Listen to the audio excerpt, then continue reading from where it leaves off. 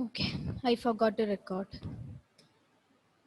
Okay, now yes, the video you saw, that was based on the basic structure of a neuron. And neuron, they form the fundamental units of the nervous system. Whether it is the central nervous system or the peripheral nervous system, they are the fundamental units. That is the building blocks of the nervous system. And in biological basis of behavior, we learn about these neurons. Then we learn about the nervous system as a whole. We see the divisions in it. We see which all nerves are there, what all types are there.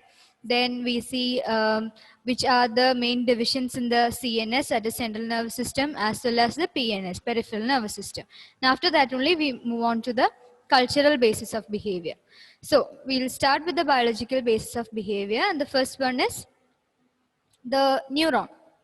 And this is the basic structure of the neuron. This is a picture from your textbook, and you saw the structure in the video just now. That is, it has a cell body, also known as soma. The soma, that is the cell body of the neuron, which is the fundamental unit of the nervous system. It has branch-like structures known as the dendrites, and it has an elongated part called the axon, which transmit the neural signals. Then the cell body or the soma has the nucleus. Any cell should have a nucleus. That is the just like we have the human brain, each cell has a nucleus, which is the basic engineering site of the cell. Then there is cytoplasm. Cytoplasm means the fluid-filled space around the nucleus. That is called cytoplasm. Then we have, in axons, we have myelin sheath. That is an insulating substance that is found around some parts of axon. And there are certain places in the axon where this myelin sheath is absent, and those spaces are known as nodes of Renvia. Then we have the axon endings. We have terminal buttons or axon terminals. Yeah, that's basically about the structure. The main three things that you have to notice: the soma or the cell body, then we have the dendrites, and the axon. They are the main three parts that we are going to learn in detail. And we have neurons. Yes, neuron is the basic unit of our nervous system. Neurons are specialized cells which possess the unique property of converting various forms of stimuli into electrical impulses. They are also specialized for reception, conduction, and transmission of information in the form of electrochemical signals. So you saw in the video, in the YouTube video, that regarding the popcorn thing, that was something that the neuron received from the senses. So it has a reception function. That is the reception thing. Then conduction. It conducts this impulse into some other neuron. And then there is transmission. It is transmitted into other neurons and then further to the central nervous system, the brain or the spinal cord or whatever it is. So the transmission of the neural impulse also takes place. So the main functions or the main specialization of this neuron is in the reception, in the conduction and transmission of the neural impulses or the nerve impulses. So again, neurons are highly specialized cells. They are specialized for these three functions, which is reception, conduction, and transmission. And they have the unique property to convert various forms of stimuli into electrical impulses. So in what form does the message or the information transmit through the neuron? They travel as electrical impulses. Okay. And the form of electrochemical signals. Yeah, that's the same thing. Now, the next slide. Nearly 12 billion neurons are found in the human nervous system. They are of many types and vary considerably in shape, size, chemical composition, and function. Despite these differences, they share three fundamental components, that is soma, dendrites, and axon. So the structure that we saw just now, that is the basic structure. There are different modifications, different types of neurons, and they vary in different terms. But three things are common for all these types of neurons. They are the cell body, or the the soma, then the dendrites, then we have the axon. These three parts will be there for each and every neuron. And now we are going to learn what these three components really are. Okay, first one is soma, or the cell body. Also called cell body, it is the main body of the nerve cell. It contains the nucleus of the cell as well as other structures common to living cells of all types. The genetic material of the neuron is stored inside the nucleus, and it becomes actively engaged during cell reproduction and protein synthesis. The soma also contains most of the cytoplasm, that is the cell fluid of the neuron. So you can see the picture, right? That I have specified or focused just on the cell body, that is the soma, and the violet part that you see, that is the nucleus of the cell. And it is in this cell body, or the soma, that we see the nucleus of the neuron. And we have, just like any other cell, any other biological cell, there are certain cell organelles and other things in the neuron also. And the genetic material is always stored inside this nucleus part. Then what we have, yeah, then we have the cytoplasm. The you see the cell boundary, right? The darkened orange part, and inside that the rest of the light orange part forms the cytoplasm, which is the fluid filled cavity inside the cell boundary. In any cell, if there is a boundary and we have some fluid filled space in that, we call it the cytoplasm. And nucleus is just like floating inside the cytoplasm, and inside the nucleus we have the genetic material of the cell. So what you have to focus on is the soma is also known as the cell body of the neuron. It has the nucleus. The nucleus has the genetic material, and like any other cell body, the cell body of the neuron, that is the soma, also has other cell organelles as well, and it also has the cytoplasm, which is the cell fluid. That is about soma.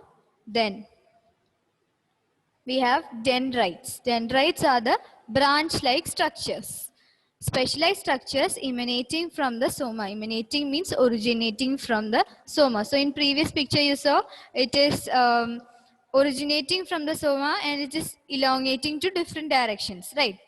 Similarly, here also, this is another picture of another neuron, and what happens is from the cell body, branch-like structures arise, and they are known as dendrites. Their function is to receive the incoming neural impulses from adjacent neurons or directly from the sense organs. On dendrites are found specialized receptors which become active when a signal arrives in electrochemical or biochemical form. The received signals are passed on to soma and then to axon, so that the information is relayed to another neuron or to muscles. So in dendrites, we have the receptive cells or the receptors. So they receive information. Receive information from whom? All we can, the dendrite can receive information from the adjacent neuron, either from the adjacent neuron, or they get the information from the sense organs. They can get the information from sense organs directly or from the other neurons. And these receptor cells are the ones who helps in receiving the information. And when the dendrites receive it, it passes on to the soma, that is the cell body, and then it passes through the axon, and then finally it reaches the axon terminal. Then in the synapse the transmission takes place. Then if required, it goes to the next neuron. The next neurons, dendrites, they will be ready to receive the signals that are transmitted by the previous neurons. So the transmission goes on like that. So usually what we say about dendrites is they are branch-like structures, and mainly they have receptive capacities. That is, they have receptors in them. They can directly get information from the sense organs, or they receive information from the previous or the neurons that are present adjacent to them. That is about dendrites. Then we have the axon. This is the part of the neuron that carries information away from the cell body to other neurons. Write down the definition. This is the axon is the part of the neuron. Axon is the part of the neuron that carries information away from the cell body to other neurons. The cell body to other neurons.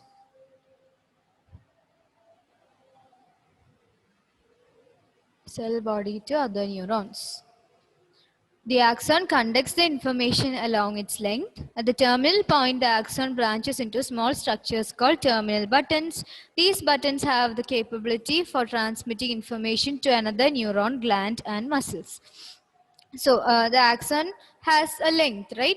So after the dendrites receive the information or the impulse, and then it transfers to the soma or the cell body, and then it comes to the axon. So throughout its length, it transmits the neural impulse, and then it reaches the axon end where we have small structures. The axon branches into these small structures called terminal buttons or terminal endings. And these buttons have the capability for transmitting information to another neuron, gland, and muscle. So if another neuron is present after this particular neuron, then that neuron's dendrite would receive the information again. Understood? So basically the transmission is taking place from dendrite, soma, axon. Again, dendrite, soma, axon. And after this terminal ending, the terminal ending cannot join here. Understood? Again, another neuron's dendrite would come and receive the impulse, and then again passes on to its own soma, then axon, then again comes to axon terminal. Understood? Okay. So they are the three parts, that is, first one is soma or the cell body, then dendrites, they are the branch-like structures, then we have the axon, that is the elongated structure. Then neurons generally conduct information in one direction, that is from the dendrites through soma and axon to the terminal buttons. The conduction of information from one place to another in the nervous system is done through nerves, which are bundles of axons. So bundles of axons together are called nerves. So these nerves are together responsible for transmitting the information or the impulses all through the nervous system. Neurons are just the small fundamental units, and the bundles of these neurons, axons, they form the nerves, and nerves are responsible for transmitting or transporting the whole nerve impulses all throughout the nervous system. And we have mainly two types of nerves, that is sensory nerves as well as motor nerves. Note that there are two types of nerves, that is sensory nerves and motor nerves. Now let's see what sensory nerves and motor nerves. So sensory nerves has another name, that is afferent nerves. A-F-F-E-R-E-N-T, afferent nerves. And the motor nerves, they have another name, that is efferent nerves. Afferent and efferent nerves. Remember it like this. You know the word same, S-A-M-E, right?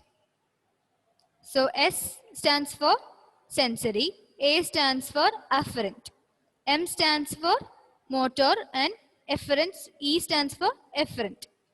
So you won't forget. So the types of nerves, remember the word same. And remember it in that order. S with A and M with E. Understood? Sensory with afferent, motor with efferent. So don't confuse it, learn it this way, okay? Same.